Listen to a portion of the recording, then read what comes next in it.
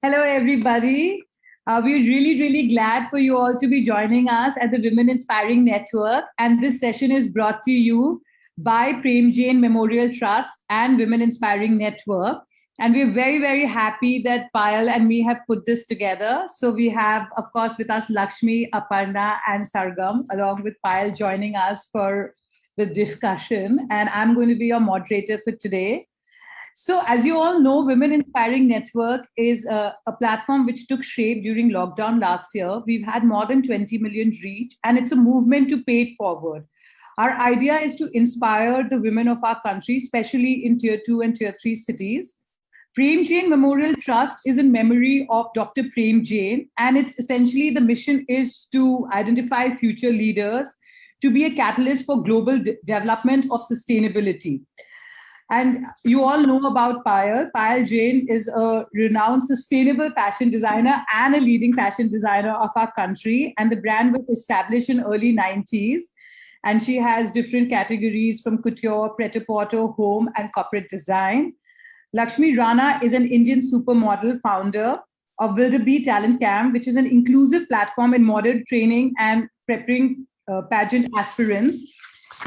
We have Sargam Dhawan, who's a successful entrepreneur, founder of Tressmart India and director of Paul Pender's Botanical. And at the age of 26, she's already got many, many awards and laurels for her entrepreneurial journey.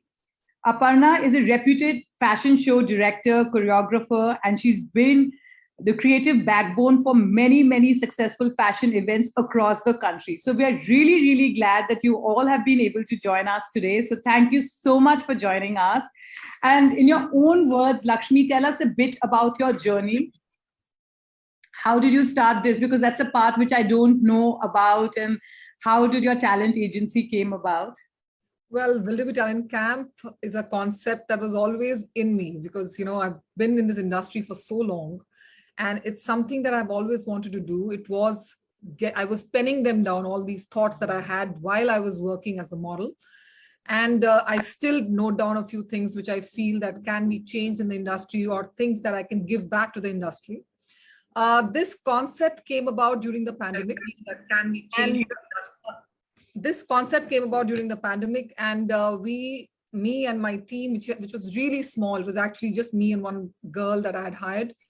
We brought it all together during the days when we were locked down, and we kind of created a platform which is an inclusive platform for anybody who has the potential to get into the industry without any kind of restriction when it comes to gender, color, or size, or anything else.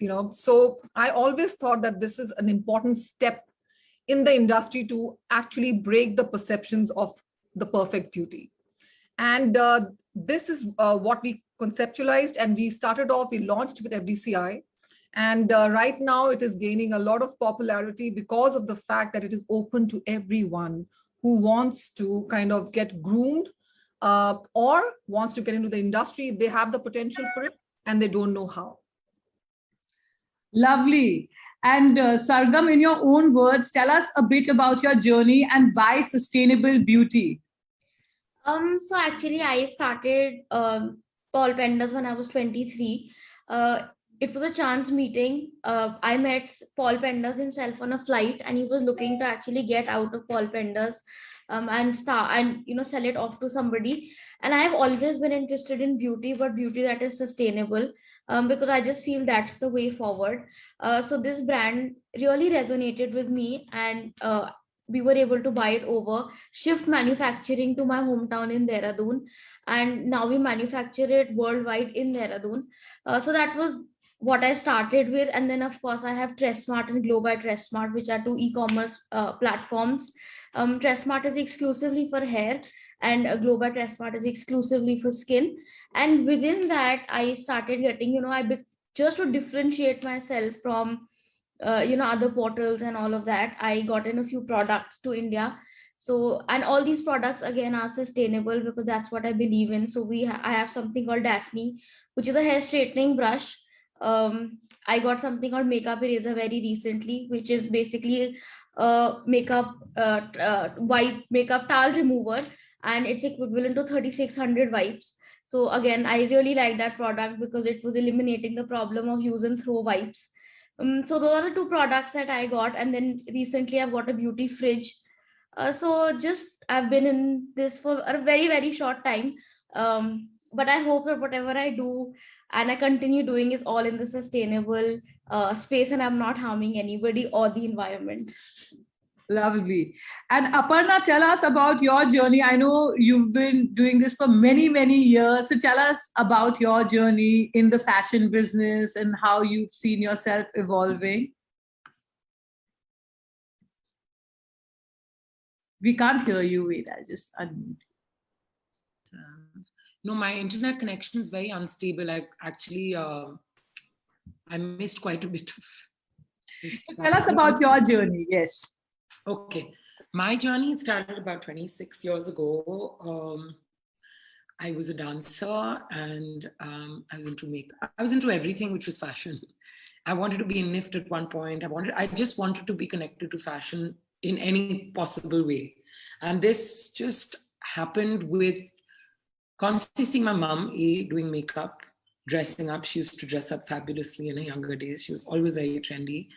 And her saris, and seeing my nani, and just feeling the different textures. And I was constantly fascinated with how it looked, and we always had a variety of fabrics coming into the house. We always had a tailor actually sitting in the house practically 9 months a year. My grandmother also used to have machines, so she'd be embroidering and making all our dresses. So I've always been in and around that. So it's just been a part of my being. So I wasn't sure in which way. So I tried for NIFT. It didn't work out, but I used to be a dancer.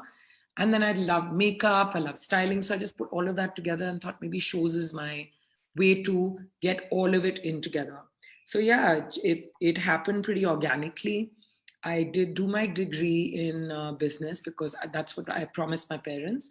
And then right after that, I jumped into a makeup course, did styling at FIT as well. And I've done, personal styling and stuff also. I've done a whole bunch of courses and stuff. And yeah, this was the best way for me to combine all my skills and be close to something I really love. So that's where it came from. I have a partner who now lives in Bhutan. But we started about 26 years ago, and I have another partner who lives in Delhi now, and we practically spearheading it because Bhutan's a beautiful place. So she comes in for bigger projects, but yeah, this has been our journey, and it's, I hope it never stops. That's really, really amazing to know. And I didn't know that part about you, about NIFT. So that's really interesting to know. And of course, I'm going to ask Payal's journey towards sustainability. And I know Dr. Prem Jain was really involved. So Payal, I'd like you to throw some light on your sustainability journey because, about the fashion business, we know a lot. So if you could throw some light on that. So some of these things I did not know about Appu and Lakshmi, and of course I'm meeting Sargam. So lovely to hear all of this. Like Appu said, sustainability is something that is in my DNA. I've grown up with it. My father sort of drove the green building movement in India. And it was something we just lived with every day. You don't waste water, you don't waste energy, you switch off lights. We as Indians are sustainable. That's how our grandparents were, their parents were. I mean, we have all been told not to waste, to reuse everything, to recycle. We've just forgotten all of that. So I think we just need to constantly keep reminding ourselves that as Indians, we are frugal, we are sustainable. It is in our DNA. It is who we are. And so I grew up with it. Every single day, that's what we talked about, how you could do this for the environment, or how you could plant trees, or how you could create bird baths, or, we'd go bird watching at 5 in the morning. I remember I was 6 years old, my mom would wake me up, I would go bird watching at 6 a.m. And I think, she must be mad. But now when I look back, I think, all of those little things made me who I am and made me believe that you have to look after the environment. The next person and the next is not going to come along and do this. So each one of us have to be part of this journey. And, of course, fashion and textile happened, and that's my first love. But from day one, from the time I was at fashion school, I remember my final project was where I took these old blouses, the Rabari women wear these embroidered blouses. So I managed to get my hands on some old mirror work blouses and actually created my final project collection out of those, recycling and upcycling them. So this is something I have always loved, is Indian textile and Indian craft, and I've always used natural fabric. So again, this is not something which is new to me. I just think today everybody's talking about it, and I'm very happy that everybody's joining this journey. I'm very, very happy to hear what Sargam is saying, that she's doing things which are cutting down that landfill and the carbon footprint, and things which can be reused, recycled. I think it's amazing if all of us put our energy together and walk that path. And thank you, Stuti, for creating this. And thanks to Women Inspiring Network also for doing all the amazing stuff you're doing. Yeah. So, the Women Inspiring Network has kept my team and me motivated throughout pandemic. And we've had so much of fun. And now that we're all back in action and other things, I don't want the network to lose its momentum. So, and it's because all of us come through together, and it is the era of collaborations, and it's really great. And, when we put all these things together. So thank you to you also, Payal. So I'm going to ask a generic question to all of you. On a scale of 1 to 10, how has the COVID-19 pandemic, accelerated the shift of us towards sustainability in fashion and beauty industry? So who'd like to go first? Lakshmi or any of you, Aparna, Sargam, Payal? Well, I can attempt this because, I come from an army background. We get posted to places wherein there is anyways not much of a scope to shop. We get posted to very, very, places which are very, very away from the mainstream city, or places where there is a mall. We get places, so hence we don't have really any concept of going in for shopping per se. And also, if we do, you will be surprised that most of the army wives have the most beautiful handloom saris from different parts of the country. And that is one way one can be sustainable, which is to just invest in stuff which is handmade and also support our weavers. So even if you look, even I have a really nice collection of saris, and they come from different parts of the country, wherever my husband was posted and wherever I could pick up a beautiful sari. Apart from that, the pandemic per se has made us realize that we really don't need much. We don't really need much, which whatever I had in my wardrobe, I could create looks every single day, and different looks every single day without me purchasing anything. So I feel that, during the pandemic, I think a lot of perspective we actually got a lot of perspective about what we actually need, and consumerism needs to be stopped. That is how I would answer this. Your thoughts, Sargam, Aparna, Payal? I would agree with Lakshmi. I think we've all realized how much we need. And I don't think that's necessarily good for the fashion or the beauty industry, because people don't want to buy, and people are getting very conscious, but I think it's great for the planet. So if you can recycle, reinvent, and recreate whatever you have, you already have so much, make it look different, reinvent it, repurpose it. So, but I think on a scale of 1 to 10, I think we have come to 8. If you ask me, in this short 1.5 year span where everybody was freaking out because of the pandemic. So I think it has brought that realization that less is more. Your thoughts? Yes. You're on mute. I just want to disturb anyone. No. So the other shift that I've found is that people have now started going in for sort of athleisure clothes. That has totally happened. That though has happened all around. But there's a good and bad to it. You tend to buy a lot because it's cheaper.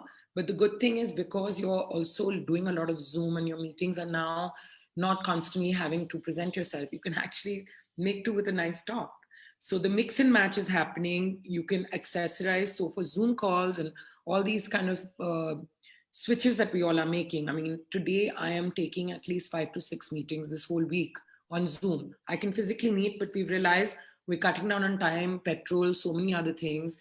We can take back-to-back meetings. So I have a t-shirt which I've worn today, which I've had for the last 10 years, by the way, on that note, because I've kept it well. It was a good quality.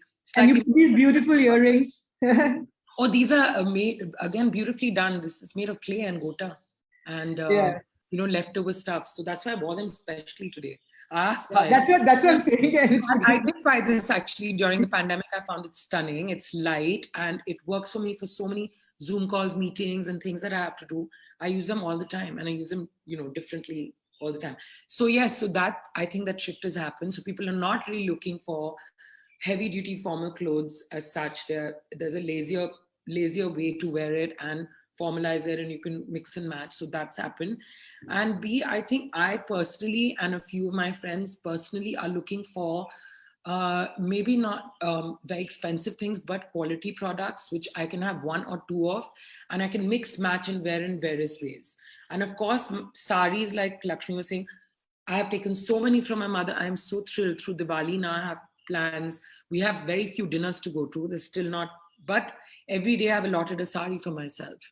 So that I think even my friends are feeling, a lot of us are doing the same thing. And that's probably bringing the change about. But your H&Ms and all are still very flooded with people. I've been going to Uniqlo, H&M, it's still flooded. Yeah. I think the change has to also come from there, where they're giving, maybe they reduce the choices, maybe the stores are not so large. You do give what everybody wants, but you make it a little, they have to let go of some profits. And honestly, a lot of learning comes from them. The younger kids see this, the brand is very interested, they themselves will feel like they maybe need to make a little change as well. Yeah, and some of the brands do have, conscious or, some life, or, at least they're talking about some sort of sustainability. I don't know, and maybe you guys can sort of answer. Small portion, right, Payal? Yeah. Very small portion of the portion pie. Of that, yeah. But at least they're making a move towards that, so that at least people are realizing it who may not otherwise realize it. Sargam, your thoughts? So in terms of the beauty industry, I think the biggest shift that I saw was people were going back to their kitchens and looking at ingredients available at home, as opposed to, hoarding so much skincare. Because you go to a mall, you see 500 shops, you pick up 500 things, use just one, the rest you don't like, throw it away. So firstly, I mean, a lot of people went back to what our grandmothers used to tell us, okay, ghar ka use karo, use things that are in the kitchen. So definitely one was that. Secondly, what we tried to do was that because the whole concept of testers was over, nobody could come and feel the product, nobody could come and see it, but at the same time, buying a full-size product and then throwing it away was just adding to more and more waste, because unless you've tried a product, you're not going to buy a full-size one, but there was no option. So what we started doing was we started giving about 5 ml packs just out there, like in the sense a person would message us on Facebook that they want this product. We would say, okay, first you try it and then you buy it. I mean, we did let go of quite a bit of money because of that, because sometimes people would like it, sometimes they wouldn't, but at least I just felt like it was our little way of reducing the waste. And again, like I said, people have just gone back to their roots, back to Ayurvedic things, back to things in the kitchen, back to DIY masks. So yeah, that's what I feel that COVID did to the beauty industry. Can I ask Sargam something, Stuti? Do you recycle your packaging? Sargam, do you ask people to bring back the packaging and you will recycle it? So we offer a certain percentage of discount if you give us the bottle back, and we refill it and send it back. And I think that's a great, even a lot of fashion brands are doing that. That's the only way the number of people who are buying and the number of products out there will reduce when you start taking back and then you actually give it thought to repurpose and how are you going to reuse it. In terms of cosmetics, I buy Kiehl's, and Kiehl's is one of the brands which says you bring back everything. So I don't have to throw away any of those bottles, which really hurts me to throw those plastic. I wish they wouldn't use plastic, but if they do, at least they recycle all of it. So I know it's coming back to me. And what we also did was we removed the outer cartons, because everybody just takes out the product and throws away the carton. Yes, and you don't need it. You I mean, don't look need at it. I Amazon. mean- They send you these boxes and boxes. I have Yeah. written to Amazon and said, please don't send me so much packaging. Please don't send me so. They just have cartons and cartons and Happens of cartons. this. In No, fact, such Payal, a- I'm glad you talked about Keels. Actually, Keels is our client on the other side of my business, but they'll think it's plugged, but it's not plugged. So, you know, you realize it as an audience, and it's really great to sort of know that And it's a people very are sustainable realizing. brand. Yeah. It really genuinely is. They've been doing this for a long time. It's Okay. not today that they're talking about it. I think they Yeah. were one of actually the Back- first few back beauty brands that started this. That you can Yeah. give it back and they will refill it and give it to you. So, Lakshmi, Okay. tell us a bit more about how you are telling your students or your trainees, you know, how to have a sustainable approach towards fashion. Sure. Like, is there a program or, you know, you're making them conscious? If you could throw some light on that. Sure. So since the time I started off, I was, because I've been brought up in an army world, and my parents were very, very aware of how much electricity one should be using. We are brought up like that.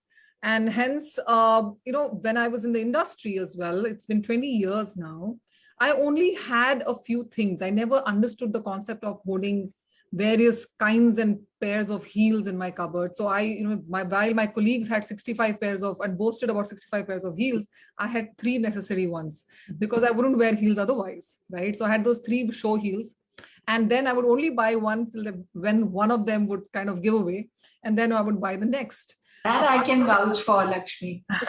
You are one of the most sensible. You only have the 2 which mattered. And apart from that, I would identify, while I was doing all these shows, I would identify specific pieces that I wanted for my wardrobe. Now, the entire idea was to have pieces that I could give away to my daughter, perhaps, or it could just go on, and I could style it differently, like Apu said, like Aparna said, that you can style it with a sari, you can style it with a pair of pants, you can make it formal, you can make it informal.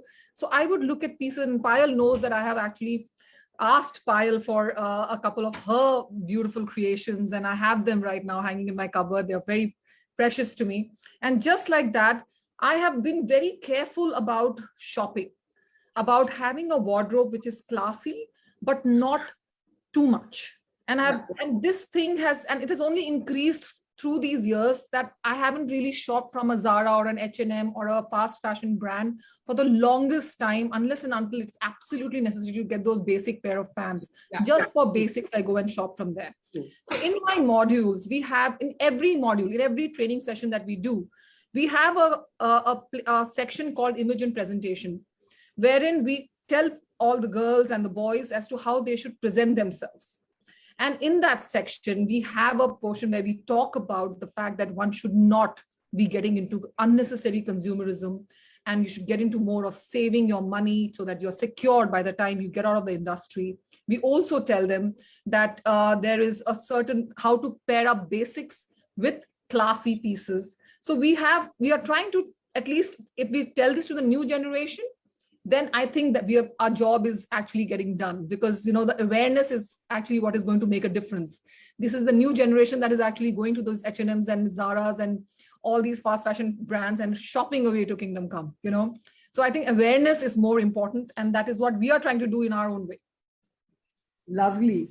And Aparna, you've experienced Fashion Week in the digital format, especially since last year. Yeah. And so what are your thoughts on do you think digital fashion weeks are more sustainable? Well, definitely they're more sustainable. Actually, having said that, not totally true. It depends on where you're shooting and how you plan your shoot. You can end up making a massive set, or you can do it organically. So the choice has increased in the sense that it's not always possible to have a live show in a beautiful garden, or there are certain restrictions of time, weather, Whereas in a film, you can do that. But again, it depends on what you're doing. If you're doing it in a studio, you're still building up something. So the narrative is very open now. That's a good thing. Because in shows, more or less, there is, when you're doing live shows, there is X amount of equipment set, that required. But having said that, the way forward right now for us at least is we're thinking again and seeing how we can recycle.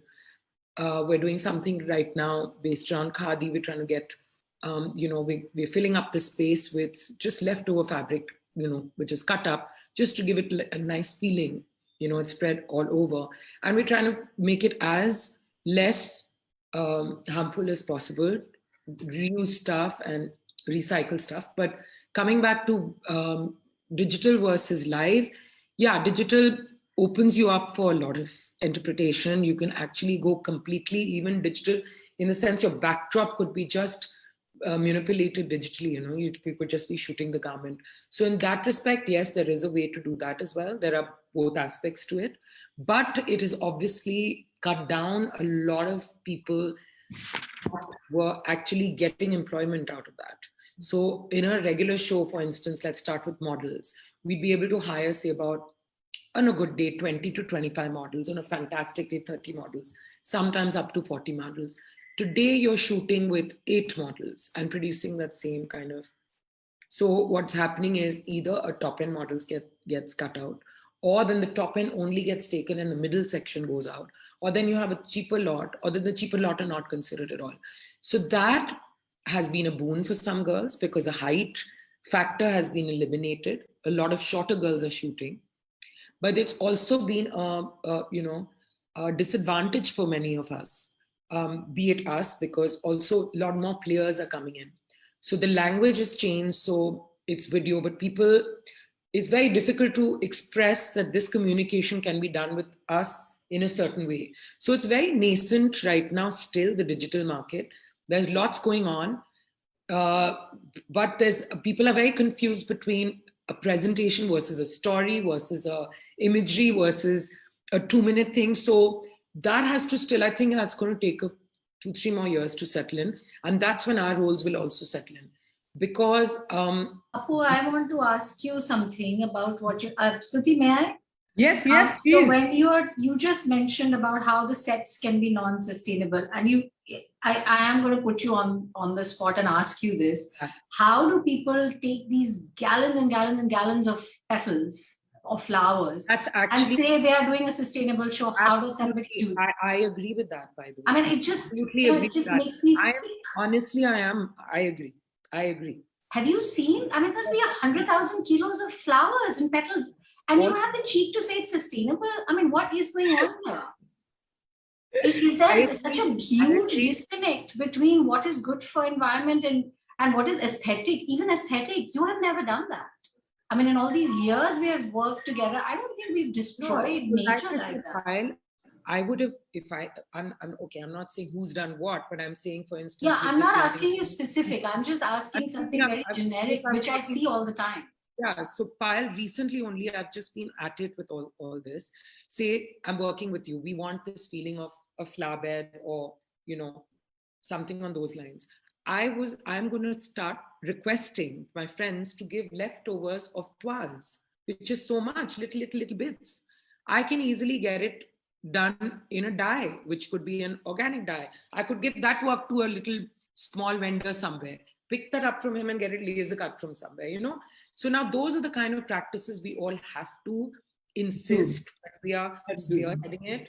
I've become very militant. Lakshmi knows about people carrying own thermoses. I've become so militant that if they don't carry it, of course, I'm not going to starve them and not give them water and make them thirsty, but they have to write their names in a bottle. Only when that bottle is returned to me, so it goes into a dustbin, then I will make another bottle with a name on it. We've tried that and it's working, and people have started carrying their bottles because it's a pain. Do you see that happening in the industry also, or is this just your shows? I know you do all of this. I'm seeing that even around the shoot, a lot of people are doing that. And it's all an individual choice. I mean, when I was shooting, I refused to let them get plastic. On a whole day shoot, there's zillions of bottles of water which are just thrown here, there, and absolutely forbid it. We will not bring plastic bottles. But Payal and Aparna, this is a change which is happening all over. Like Like, I had friends visiting Ladakh. Everybody now carries their own bottle because you don't want to buy plastic. Or I see But like there are I have plenty of people throwing plastic also all over Ladakh, Stuti, and ruining the But landscape. I think the awareness level post-pandemic in the subject has increased. Like if you see World Economic Forum, they're also coming out with videos and data, how flowers can be recycled, or let's say about all our waste of the masks, the disposable masks and the gowns which we all are wearing, and what's going to happen. Like, I mean, that's also adding. Where is that going to go? Yes, where are those PPE things going to go? It's a disaster. I use fabric masks and they're washed and reused. Yeah. So, but I mean, there has been at least some sort of a awareness about this subject, which is a we just have to, okay, each one of us has to be militant about it. I know it sounds terrible, but I am like that. I do carry my bottle mostly 80% of the time. Lakshi's seen me. I roam around with these 2 bottles, one with something and one with something else. And they're always around me. And they're like 2 bazookas in my hand, So I think we just have to become really militant, each one of us. I too have asked a lot of people who are giving us food that can you do it in a way that, give us something which we can send you boxes of and you can send back in. So I'm going to try that. The more shows we do, the more experience we have, the more people we train, we can do this. It's pretty doable. And now even at the school level and all, it started. They definitely have started. You have to get your own cutlery from home. You have to, or eat with your hands. Then you have to get a napkin cutlery from, at least my daughter does, and they're served in a buffet style. Yeah, outside their room, outside the classrooms.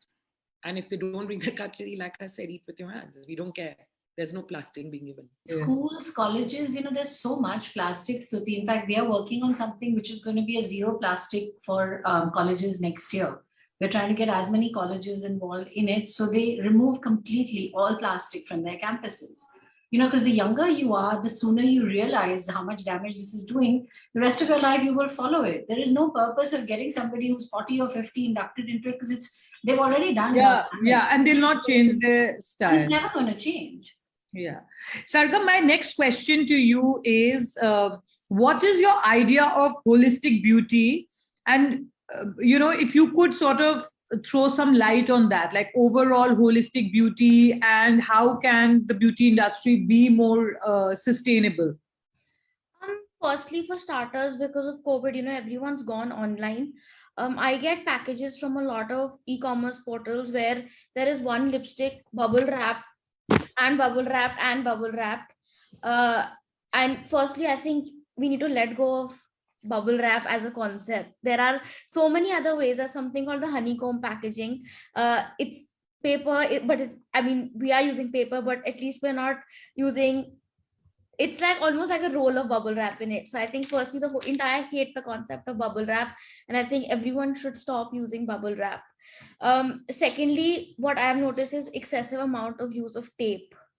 To seal a product, you need one strip of tape. Again, I have received packages, I've seen packaging happening and it's wrapped in tape, like it's round, and it's all tape. Thirdly, I feel with the beauty industry, a lot of manufacturers are actually sourcing ingredients from outside. So for me, holistic beauty is also supporting local people, supporting local farmers. Everything that is outside can be grown here. I have experienced it. All our stuff used to come from Malaysia, but during the COVID, we were forced, either we could change our entire formulation or we could grow it here. And we did. We created a greenhouse. We were able to grow it. So it's a little bit of hard work, but it is possible. So I think thirdly, try and support local people as much.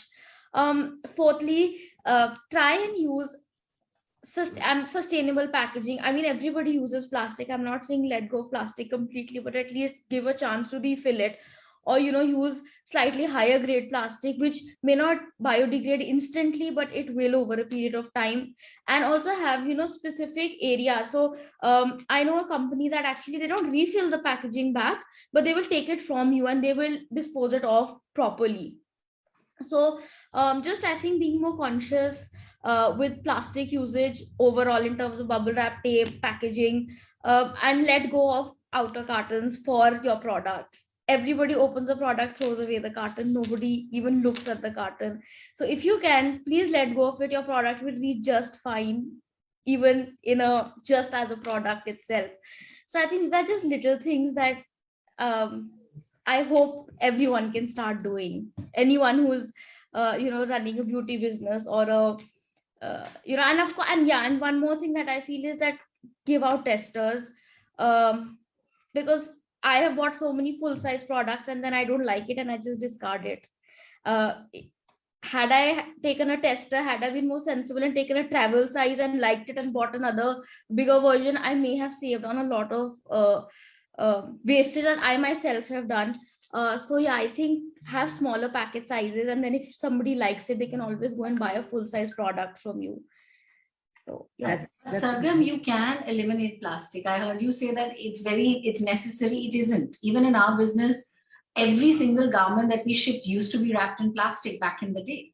It is not any longer. So you can find alternates. I mean, the fashion industry is one of the biggest culprits as far as plastic is concerned. Everything we ship out goes in plastic. There is no need. So Payal, actually my next question is, 5 years. so my next question is for you. What role do you think to sensitize people towards sustainability, and what sort of influence and role model do you think will affect people in our industry, and how do we sensitize the customers towards it? So I think just people who are creating being sensitive to it is not enough. Your customer has to be as sensitive to it. And that's why they will buy something which is packaged in a non-woven versus a plastic, which is coming to you in a fabric bag, which is made out of the scrap, which is coming out of the factory. So you're wasting nothing.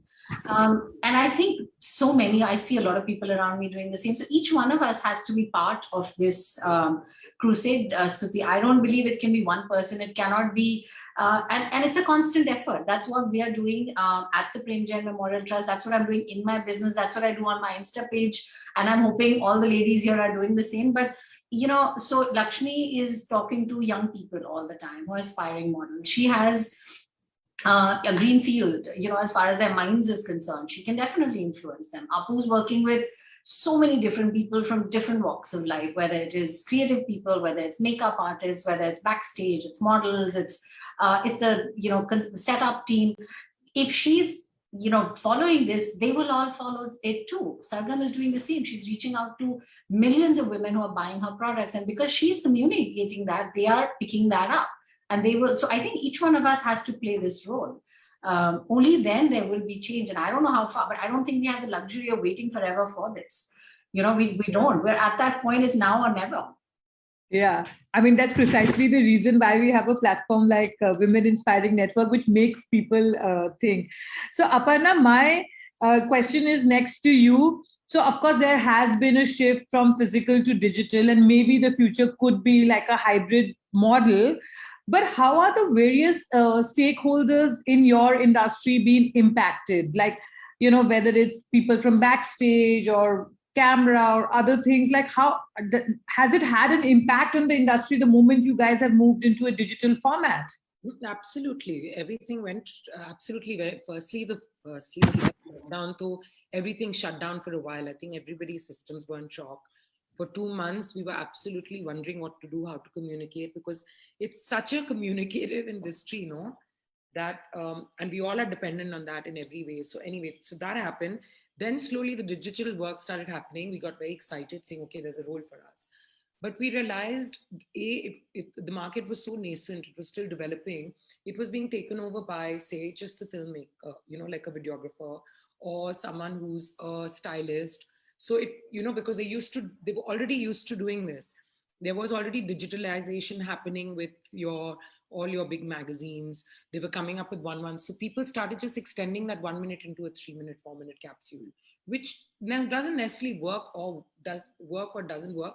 But the thing is that they were still more equipped than all of us to actually dive into it immediately.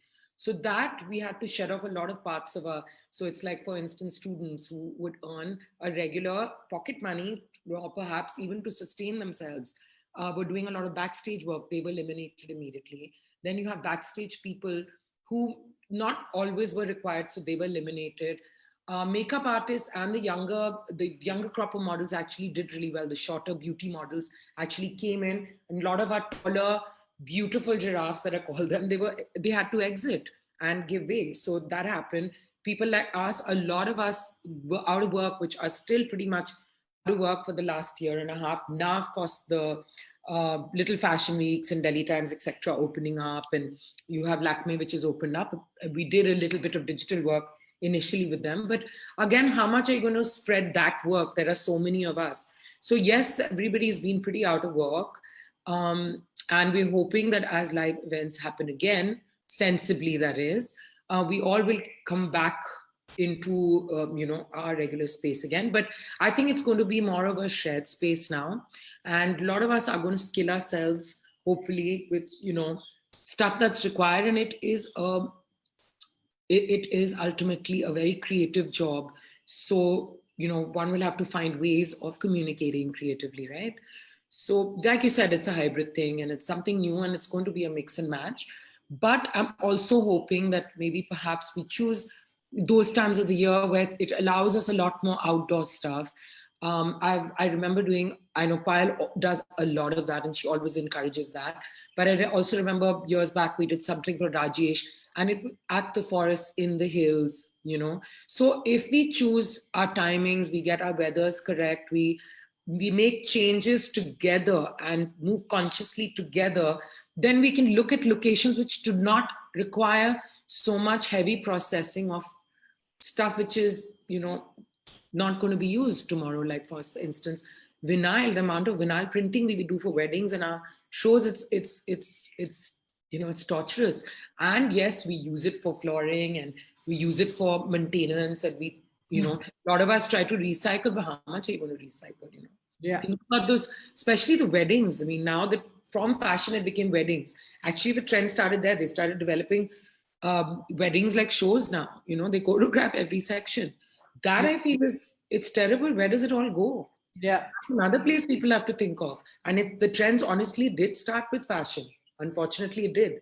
But when we started, there was fewer and far in between. Then suddenly for the last 7-8 years, it just mushroomed, and it created a lot of employment, yes, but also along with that, it created all this.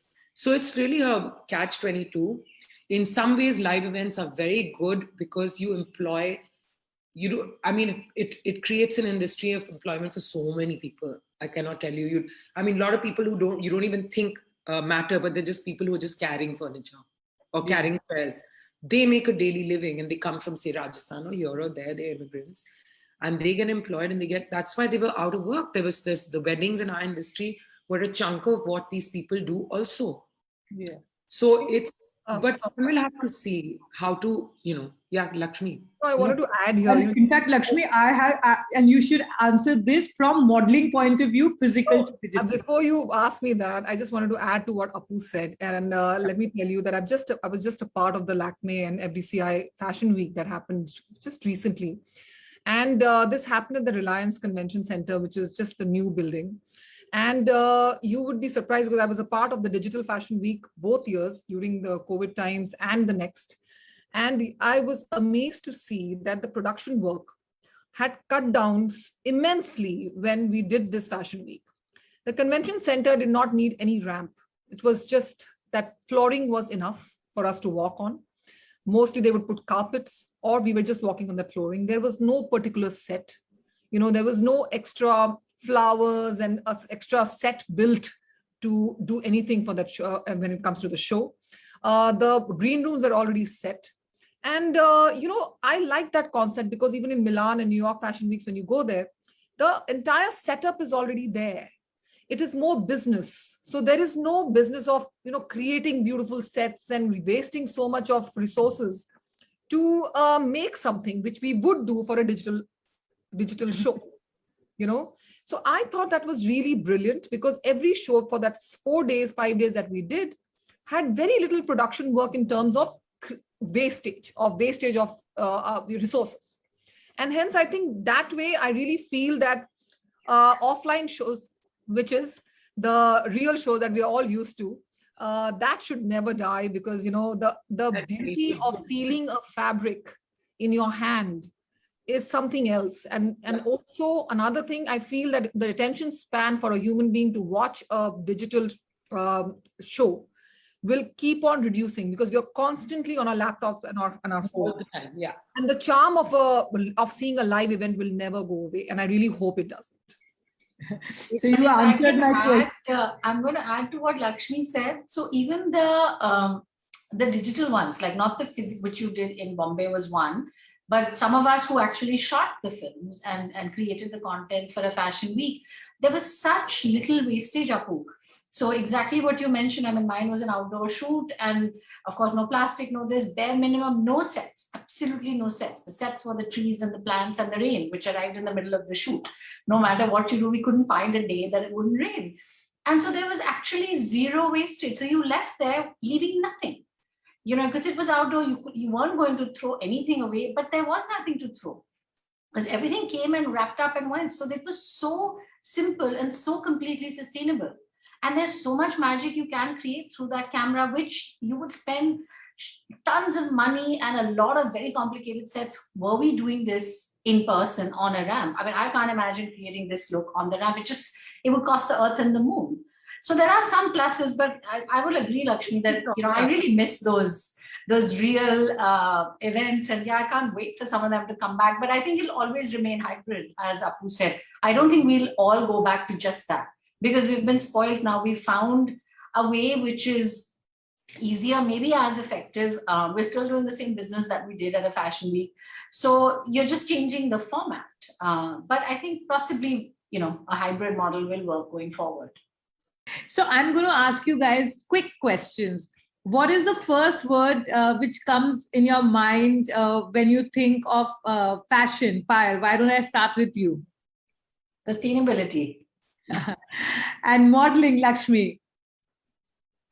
Excitement. And as a show director and a choreographer, Aparna.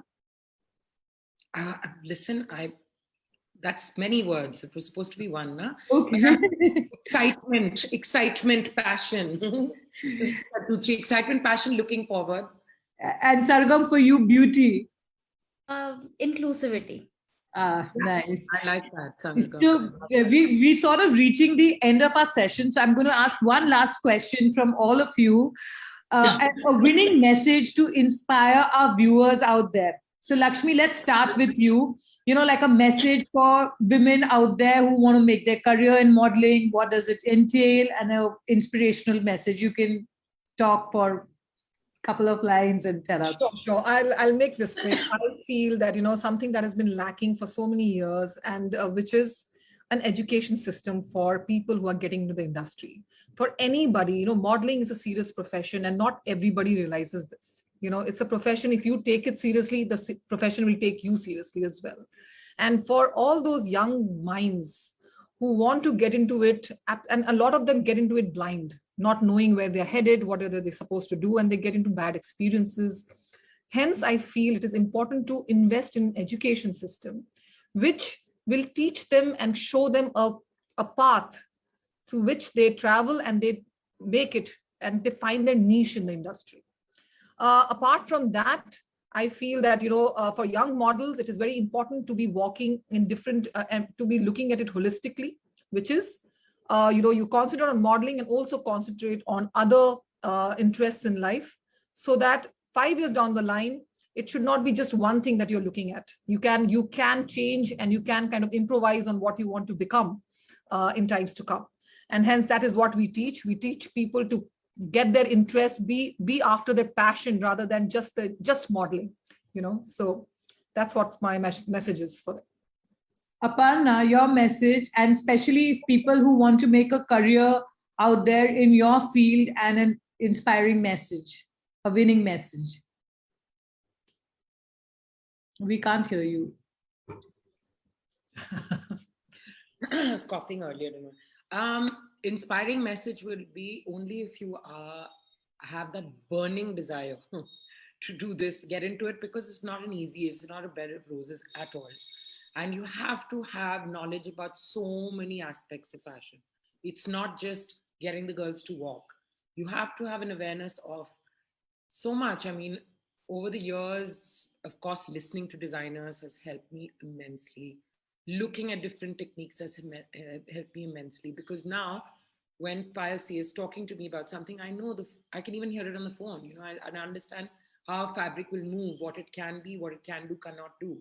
You know, she'll say, oh, I want sand. I can immediately say, hello, we can't have heels, you know. So you have to have a lot of awareness, and you have to have tremendous passion. And honestly, I am where I am because I love it to death, means till death do us apart. You have to have that kind of passion, especially to be a show director, because it's not easy at all.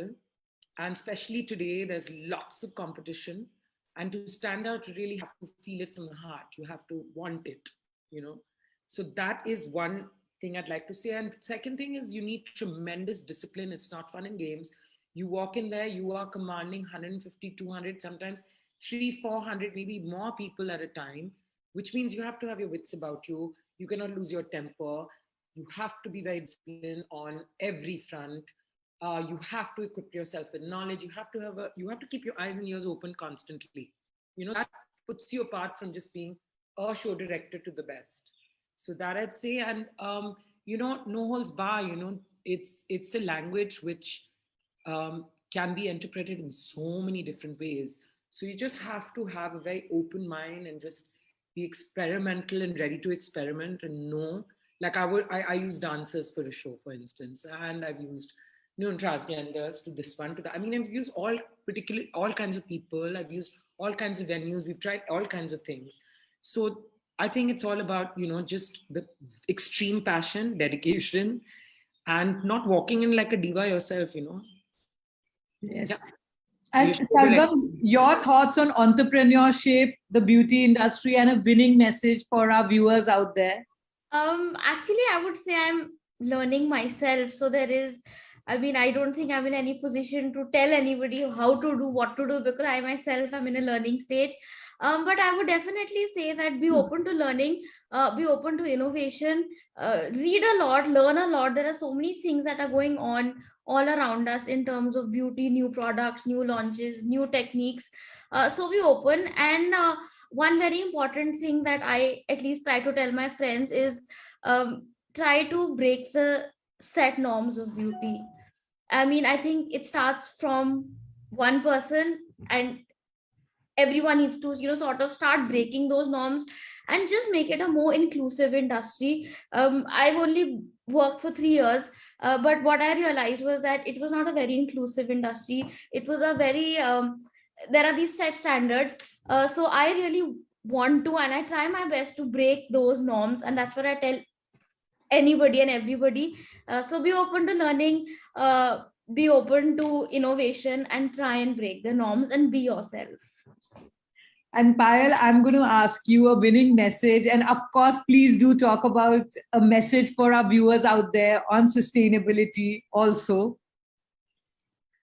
As far as fashion is concerned, I would like to say you need to love this. You need to love this more than yourself. If you're going to get into fashion as a career, it is not a cakewalk. It isn't about the page 3 and the 9 minutes on the ramp. It isn't that. It isn't about holding a glass of wine, having your picture on page. That's not fashion. That isn't.